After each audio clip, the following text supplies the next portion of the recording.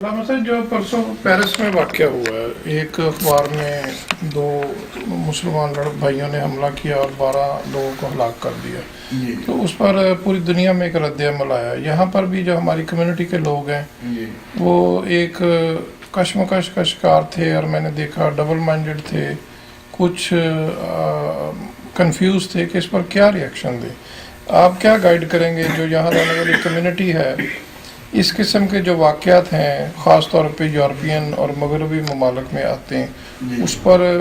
آپ جب کچھ نہیں بولتے، خاموشی اختیار کرتے ہیں، تو مغرب میں اس کو منفی طور پر دیکھا جاتا ہے۔ جی تو جب آپ بولتے ہیں تو پھر وہ اس کو ایک خاص پیرائے میں بھی دیکھتے ہیں، تو کیسے اس واقعے کو دیکھنا چاہیے؟ نمبر ایک۔ نمبر دو، کچھ آپ یہ بتائیے گا کہ جیسے یورپ میں آپ رہتے ہیں تو وہاں پر ایک عام تاثر مغرب میں شدت سے یہ پیدا ہوتا جا رہا ہے کہ یورپ میں جو مسلمان کمیونٹی ہے ان میں انتہا پسندی بڑھ گئی ہے۔ ریڈیکل ازم کی ایک ٹرم بار بار یہاں کا میڈیا یوز کرتا ہے، اور وہاں سے کچھ لوگ جو آئے انہوں نے کہا کہ یہ پرابلم وہاں پہ ہے، آپ لوگ چونکہ بعد میں آئے آپ کے بھی یہاں پر پیدا ہوگی۔ تو یہاں پر جو یوتھ ہے خاص طور پہ اور جو پیرنٹس ہیں ان کو آپ کیا ایڈوائز کریں گے کہ اپنے یورپ کے صورتحال کو پیش نظر رکھتے ہوئے کہ کیا اقدامات کریں کہ ایسا اول تو تاثر نہ پیدا ہو، یا کوئی ایسی ریالٹیز ہیں تو وہ پھر ان سے بچا جائے؟ یہ آپ کا سوال جو ہے نا یہ بڑا تفصیل طلب ہے۔ بہرحال میں کوشش کرتا ہوں کہ اس کو مختصر لفظوں میں جس طرح بیان کر سکوں۔ مسئلہ یہ ہے کہ ہمارا جو اہل سنت و جماعت کا سسٹم ہے، یہ اہل اسلام میں، دین اسلام میں سب سے قدیم سسٹم ہے۔ یعنی آپ اگر دیکھیں گے تو پہلی صدی ہجری سے ہی اہل سنت و جماعت، اور دوسری صدی ہجری سے پوری یہ جو ہے ایک مرتب، یعنی ایک پورا اہل سنت و جماعت کا فقہی سسٹم بھی، چونکہ چاروں امام اہل سنت و جماعت کے ہیں جو فقہا مشہور ہیں، امام ابو حنیفہ بھی، امام شافعی، امام مالک، امام احمد، یہ چاروں اہل سنت و جماعت کے امام ہیں۔ اور یہ جب بھی اہل سنت و جماعت کہا جاتا ہے تو اس کا مطلب یہ ہوتا ہے کہ اہل اسلام کا سب سے بڑا گروپ، یا آپ یوں سمجھیے کہ سب سے بڑی جماعت، جمہور جن کو آپ کہہ سکتے ہیں۔ اہل سنت و جماعت ابتدائی سے اس بات کے قائل ہے کہ قرآن و سنت کی جو تعلیمات ہیں وہ بھی مجتہد اور فقیہ جو ہوتا ہے، جو دین کو جانتا ہے، اس کی جو تعبیر دین ہوتی ہے، تشریح دین ہوتی ہے، اس کی روشنی میں اجتماعی طور پر ان کو اپنایا جائے۔ اس کو ہم تقلید ائمہ کہتے ہیں۔ پچھلے 200 سال سے یا پونے 200 سال تقریباً، یا 150 سال آپ کہہ سکتے ہیں، اس عرصے سے ایک تحریک یہ ہے کہ قرآن و سنت دلیل ہے، ہمیں کوئی ائمہ یا تقلید یا ایسے درمیان میں کوئی اولِ الامر کی ضرورت نہیں ہے کہ ہم اس سے دین کے بارے میں پوچھیں۔ جب ہم منبع تک خود جا سکتے ہیں تو ہمیں خود بخود اس سے جو بھی حکم اخذ کرنا ہو کر کے تو اس پر عمل کریں۔ اچھا، اس بات کو اور اس مضمون کو لوگوں نے کیا سمجھا تھا کہ شاید یہ کوئی مولویوں کا ذہنی یا علمی اختلاف ہے۔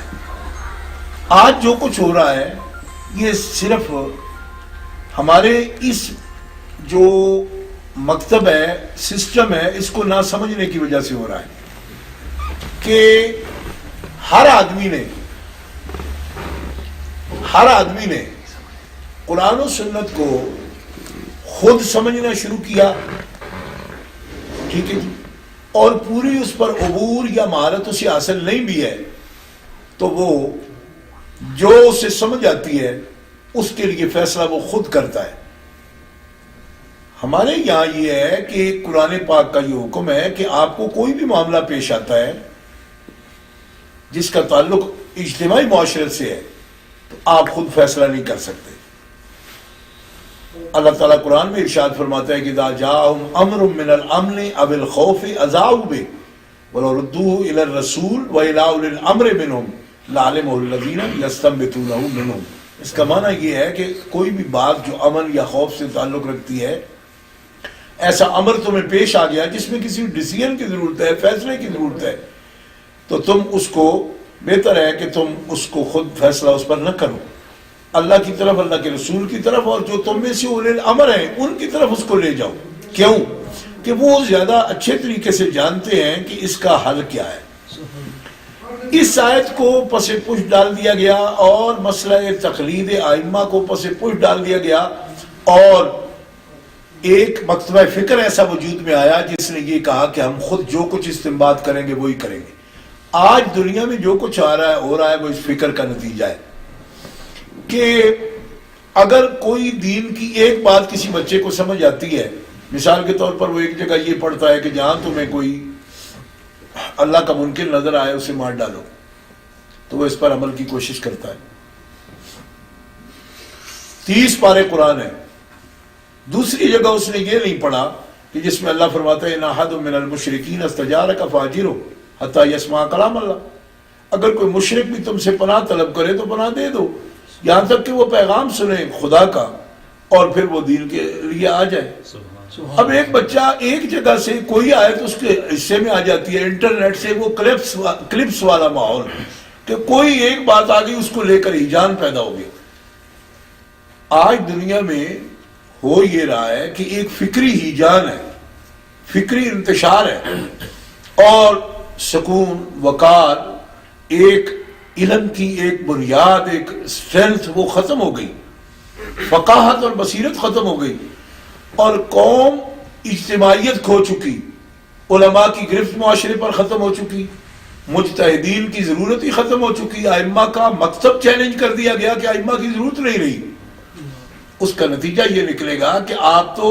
ایک بچہ یہ صلاحیت ہی نہیں رکھتا کہ 30 پارے قرآن کو بر وقت ذہن میں رکھتے ہوئے فیصلہ کرے.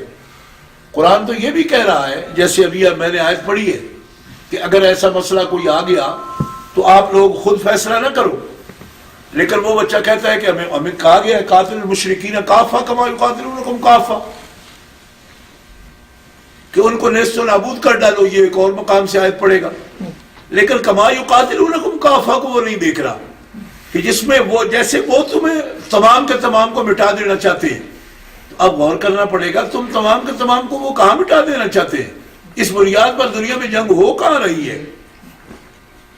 توحید یا کفر یا شرک یا اسلام کی بنیاد پر جنگ کہاں ہو رہی ہے؟ یہ لوگوں کو ایسی غلط جو ہے گائیڈنس دی جا رہی ہے اور ایک مس گائیڈ کیا جا رہا ہے. دیکھیں یورپ کے بارے میں یا مغرب کے بارے میں جن لوگوں کو یہ کہا جاتا ہے کہ یہ ساری دنیا سے اسلام مٹانا چاہتے ہیں، لہذا لڑ پڑو ان کے ساتھ اور ان کو اڑا دو، مار ڈالو. میں یہ کہتا ہوں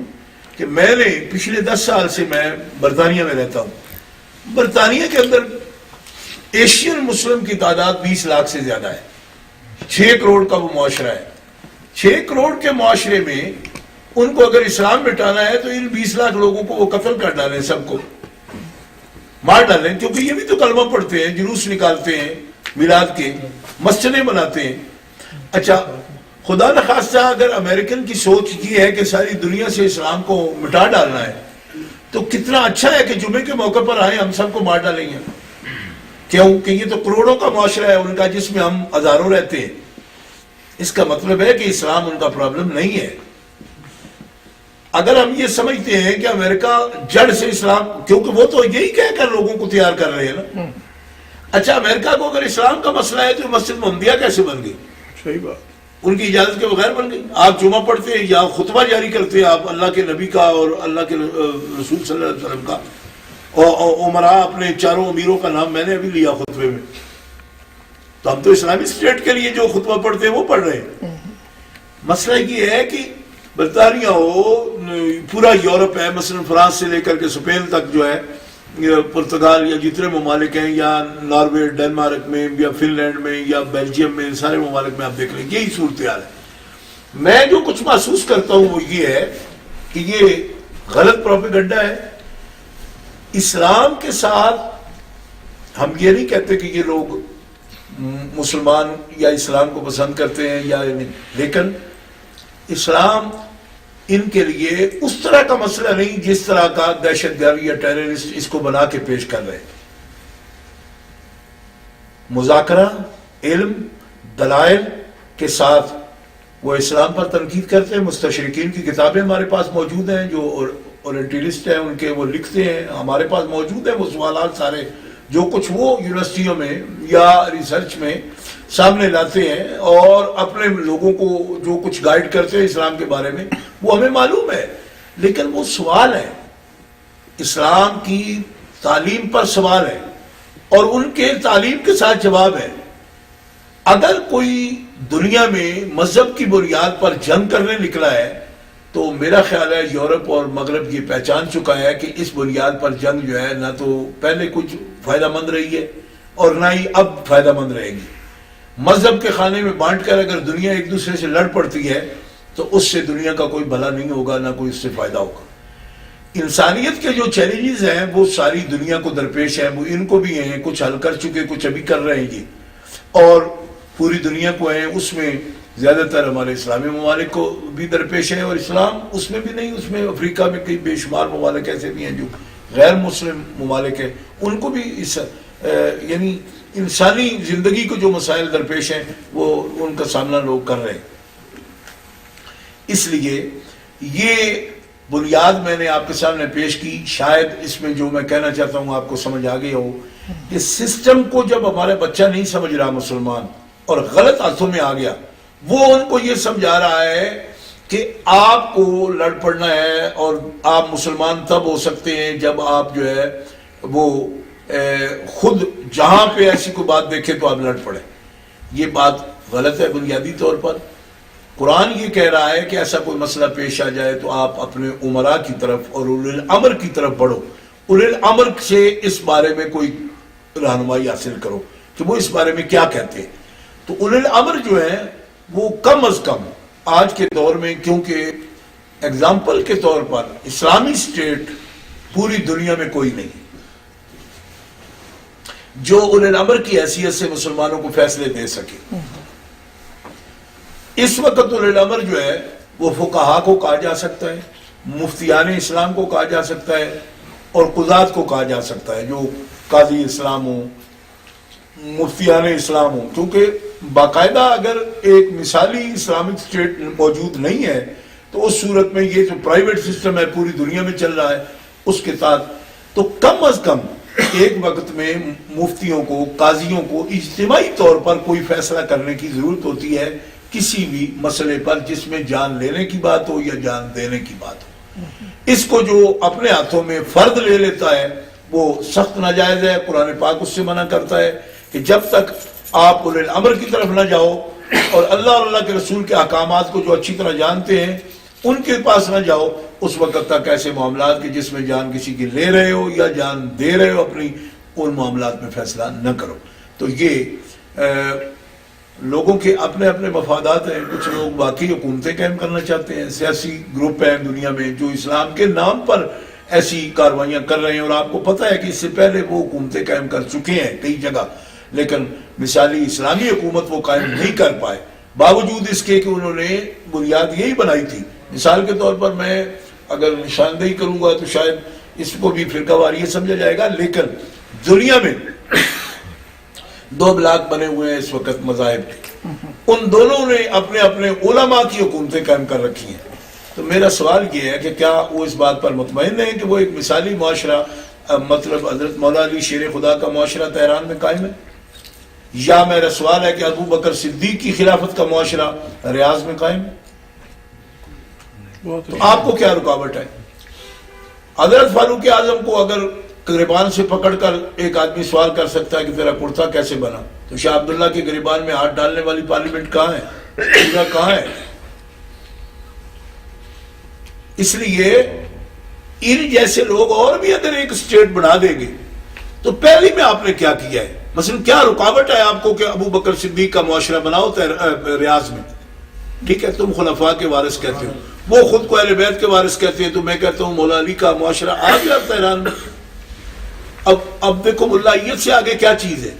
جب ملا کو بھی اقتدار ملا تو مولا علی کا معاشرہ تو نہیں قائم ہو سکا۔ ادھر ملا کو اختیار ہے، ابو بکر صدیق کا معاشرہ تو وہاں بھی نہیں بن سکا، پارلیمنٹری وجود میں نہیں آ سکی،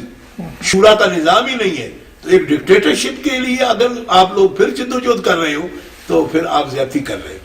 اس کا مطلب تو یہ ہوا کہ آپ ایک فسطائیت قائم کرنا چاہتے ہو، ایک نیا ایک سیاسی گروپ ہے جو دین اسلام کو اپنے خواہشات کے لیے بنا کر اور بچوں کے ذہنوں کو بم بنا کر جو ہے وہ دنیا میں ایک اپرادھ اور ایک مطلب ہے کہ ٹیررزم جو ہے اس کو ہوا دے رہا ہے۔ ورنہ دین اسلام کے لیے وہی طریقہ ہے۔ سب سے قدیم ادارہ اسلام کا اہل سنت حنفی مکتب فکر سکول سب سے پہلا سکول ہے۔ سن 80 ہجری میں امام ابو حنیفہ پیدا ہوئے اور دوسری صدی ہجری میں ان کا پورا مکتب فقہ کا جو ہے وہ قائم ہو گیا۔ سب سے قدیم مکتب فقہ کا جو اسلامک لا، فقہ کا دوسرا معنی اسلامک لا ہے۔ اسلامک لا آپ کے لیے وہ قانون ہے بنیادی طور پر کہ جو قرآن و سنت سے انہوں نے اخذ کر کے 9 لاکھ سے زیادہ مسائل ہیں جو ترتیب دے کے پوری فقہ حنفی انہوں نے پیش کی۔ 550 سالہ دور بنو عباس میں اس سے مدد لی گئی، مغل امپائر نے ان سے اس میں مدد لی ہے، فتاوی عالمگیری جب وجود میں آیا ہے تو اس سے مدد لیتے رہے۔ لیکن یہ بات کہنے میں بالکل سر تسلیم خم کرتا ہوں کہ 1400 سال میں نبی اللہ کے جو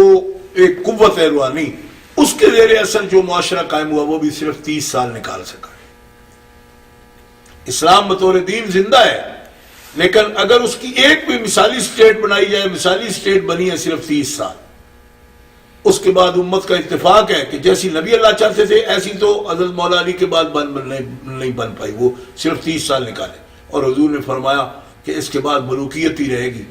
ملوکیت جو ہوتی ہے وہ کبھی بھی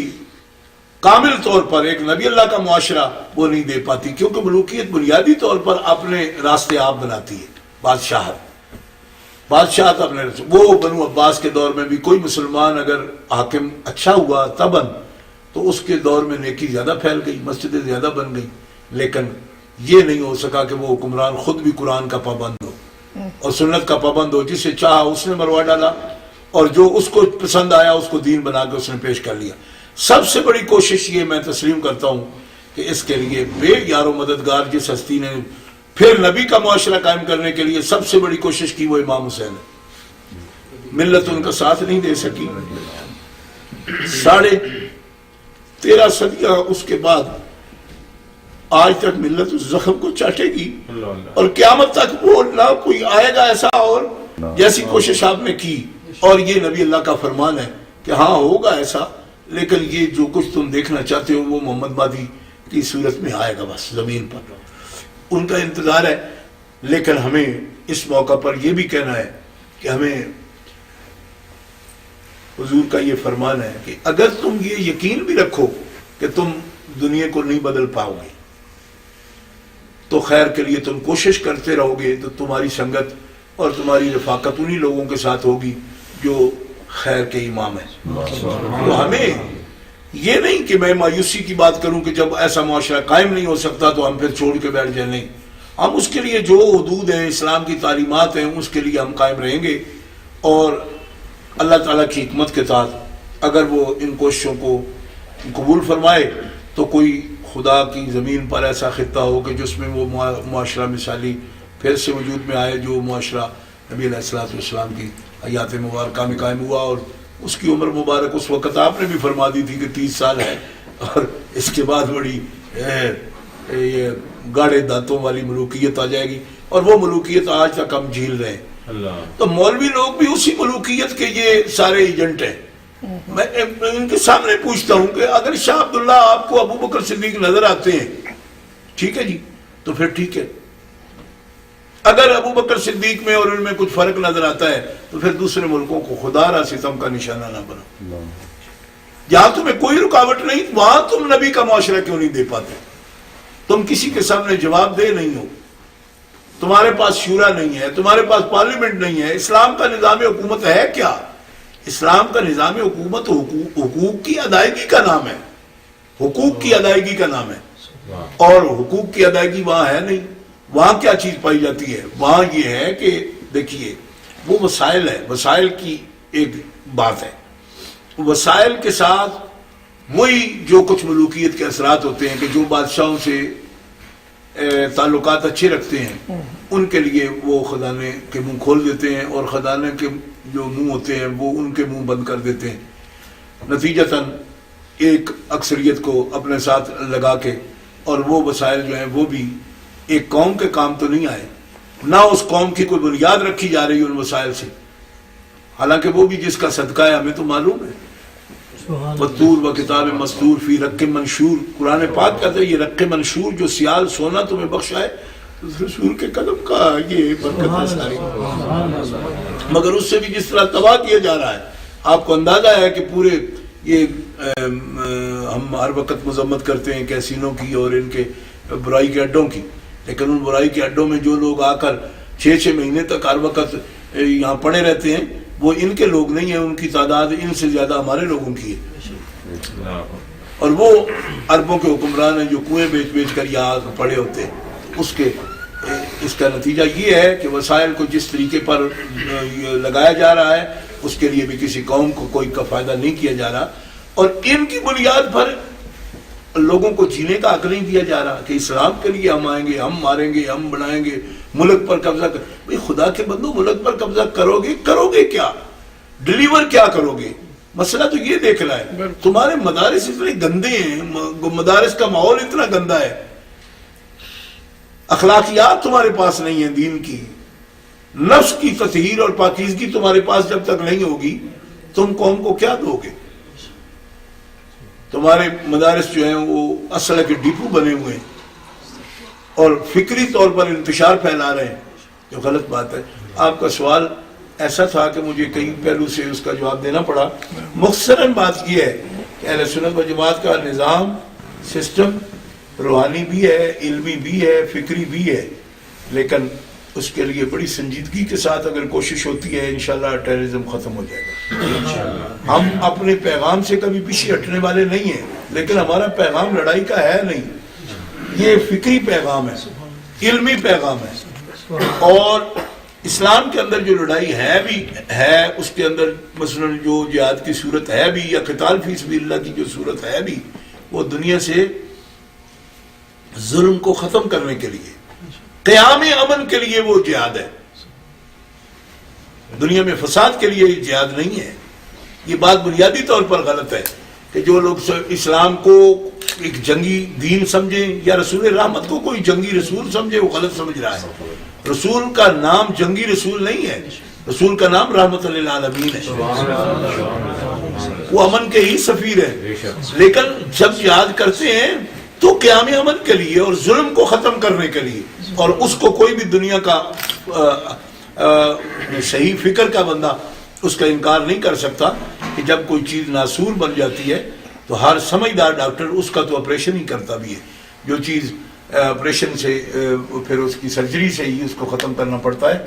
تو اس سے ہمیں انکار بھی نہیں، نہ کوئی ہم مغرب سے اس بارے میں الحمدللہ کوئی اس بارے میں مرعوب ہے، نہ یہ باتیں ہمیں کبھی خاطر میں ہم لاتے ہیں کہ ہم تو ایک روحانی جو پیغام ہے اپنے دین کے ساتھ، جیسے علامہ اقبال رحمہ اللہ نے کہا کہ خیرہ نہ کر سکا مجھے جلوہ دانش فرنگ، کیونکہ سرما ہے میری آنکھ کا خاک مدینہ، وہ بات ہمارے پاس ہے الحمدللہ، اور ایک مومن بھوکا پیاسا رہ کر بھی اپنی اسی فکر کی بنیاد پر ایک اطمینان کی زندگی، ان کو پتہ نہیں بے چینی ہے کس بات کی۔ آپ دیکھیں ایک بکریاں چراتا ہوا ایک مسلمان جو بلوچستان کے صحراؤں میں دھوپ میں جل رہا ہے، اللہ کی قسم اٹھا کر کہتا ہوں میں ان سے زیادہ مطمئن زندگی گزارتا ہے۔ کیوں کہ اس کو تو اگر دل میں عدالت کا نبی کی ذات پر درود پڑھنا توفیق نصیب ہے، ایک جوڑا کپڑوں کا ہے، وہ سمجھتا ہے میری زندگی کا حاصل ہو۔ ان کو تو مرض استسقاء ہے کہ یہ جتنے بھی دنیا کے کنویں کھا جائیں تیل کے بھی تو ان کا پیٹ نہیں بھرے گا، اس لیے کہ مقاصد ان کے اور ہیں، ان کا لگن کوئی جس کا محبوب ہوتا ہے اس کو سب سے زیادہ فکر اپنے محبوب کی، اس لیے اہل السنہ والجماعہ ایک فکری تحریک ہے، عملی تحریک ہے، اور یہ جو راستے ہیں سب یہ بغلی راستے، یہ چور راستے ہیں، ہمارے پاس صراط مستقیم ہے، ہم مین روڈ پر جا رہے ہیں، یہ جو درمیان سے بغلی راستے نکل رہے ہیں اور یہ سب غلط زاویے ہیں، اور اسلام سلامتی کا دین ہے، اور یہ نہیں کہ ہم یہاں پہ مینارٹی میں ہیں، اقلیت میں ہیں تو یہ بات کر رہے ہیں، ہم جہاں اکثریت میں الحمدللہ وہاں بھی اہل سنت و جماعت کو آپ کسی فطرے میں مبتلا نہیں پائیں گے، کسی فطرے میں، پاکستان ہو، بنگلہ دیش ہو، انڈیا ہو، وہاں بھی ہماری تحریک جو ہے وہ کسی فطرے کی بنیاد کبھی نہیں بنتی، اور الحمدللہ میں فخر سے کہہ سکتا ہوں کہ وہاں بھی جب بھی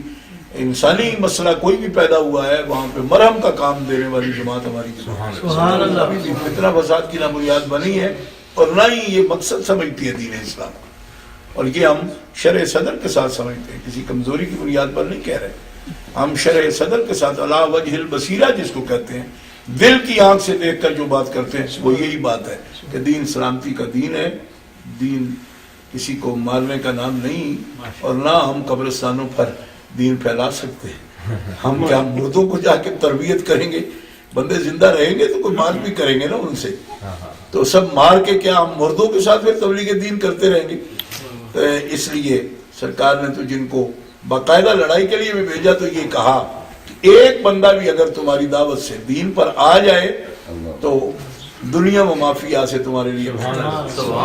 خیبر میں حضرت مولا علی شیر خدا کا کاندھا پکڑ کے رسول اللہ نے یہ فرمایا تھا، ہم بڑے غصے میں بھی جا رہے ہو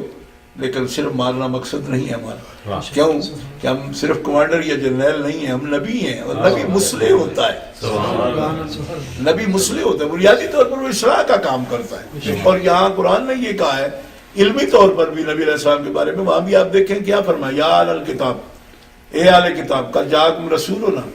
تمہارے پاس ہمارا رسول آیا ہے، یبین لکم کثیرا مما کنتم تخفون من الکتاب، بہت سی باتیں کھولے گا جو کچھ تم چھپاتے ہو ہماری کتابوں سے، یعنی اس کا مطلب یہ ہے کہ یہ رسول پہلی کتابوں کا بھی عالم ہے، اپنی قومیں ان کی جو کچھ چھپا رہی ہیں ان کو بھی یہ کھول کر بیان کرے گا، اور اگلا بڑا لطف کا لفظ ہے اس میں سرکار کی یہ حیثیت واضح ہو، یعفو عن کثیر، یہ بھی نہیں کہ ہر وقت تمہاری نشاندہی کے لیے اسے بھیجا ہے، نہیں، یعفو عن کثیر، بہت سی باتیں تمہاری معاف بھی کر دے گا، یعنی ہر وقت چیر پاڑ کرتے رہنا یہ بھی مصلح کا کام نہیں، جتنی ضرورت ہے اتنی ہی کرے گا، اور باقی تمہاری باتوں سے درگزر بھی کرے گا، اور قد جاءکم من اللہ نور، اسی آیت پہ اگلے یہ لفظ آتے ہیں، بڑے مشہور ہیں ہمارے، تو مقصد یہ ہے بات کرنے کا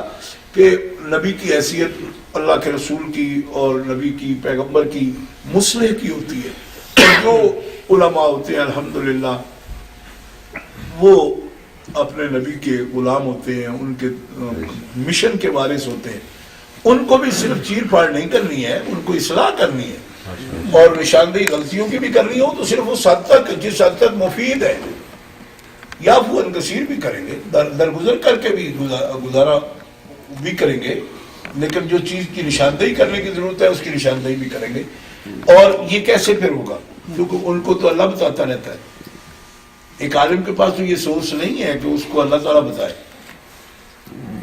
کہ ہر بات پر معاملات جب آتے ہیں، تو یہ ایک عالم ربانی کی شان یہ ہوتی ہے کہ اس کا رابطہ اللہ کے نبی کے دربار سے ٹوٹتا نہیں، مسلسل درود پاک پڑھتا رہتا ہے، تو ایک عالم دین کی یہ پہچان ہوتی ہے کہ اس کو رہنمائی اللہ اور اللہ کے رسول کی طرف سے ہو جاتی ہے، ان کے مرشد جیسے ابھی میں نے مثال دی ہے، یہ مرشد ذریعہ ہوتے ہیں اور رابطہ ہوتے ہیں بارگاہ رسالت سے بھی، تو یہ دیکھیے روحانی سلسلے جہاں بھی گئے ہیں سب سے زیادہ ترویج کی ہے انہوں نے دین کی، لیکن فساد کے بغیر، حضرت داتا گنج مشر رحمۃ اللہ علیہ سب سے پہلے آپ یوں سمجھیں کہ جو بڑا مؤثر انڈیا میں متحدہ ہندوستان میں جو بندہ آج سے کوئی 1000 سال پہلے 965 69واں تو عرس ہوا ہے اس مرتبہ لاہور میں، آپ کا 969 سال پہلے تو وفات پا گیا، یہ 1000 سال پہلے آپ اندازہ کریں کہ جو بندہ آیا تو اس آپ کی کتاب کشف المحجوب شاید آپ نے دیکھی ہو، کشف المحجوب کے اوپر جو ہے وہ اس کا جو ترجمہ ہے وہ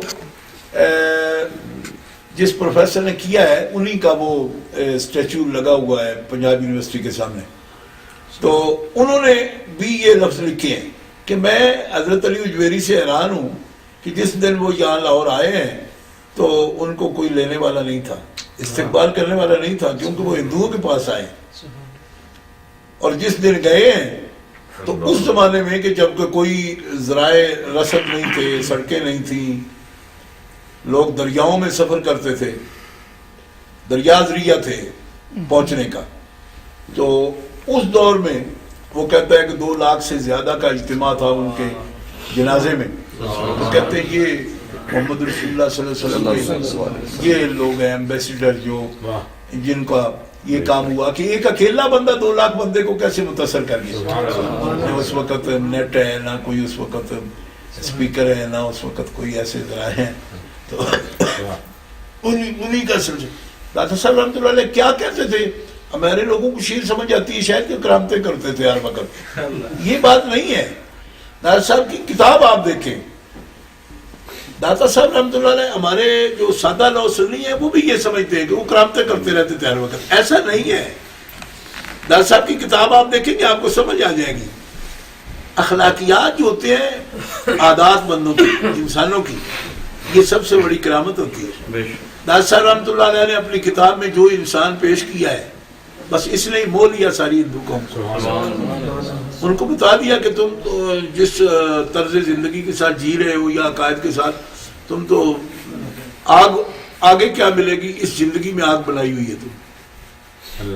تو اخلاقیات ڈاکٹر صاحب کی کتاب آپ دیکھیں تو اس میں بڑی علمی گہرائی آپ کو کوئی نہیں نظر آئے گی کہ اس میں آپ مسئلے حل کر رہے ہوں کوئی میر زید کے یا ملا حسن کے.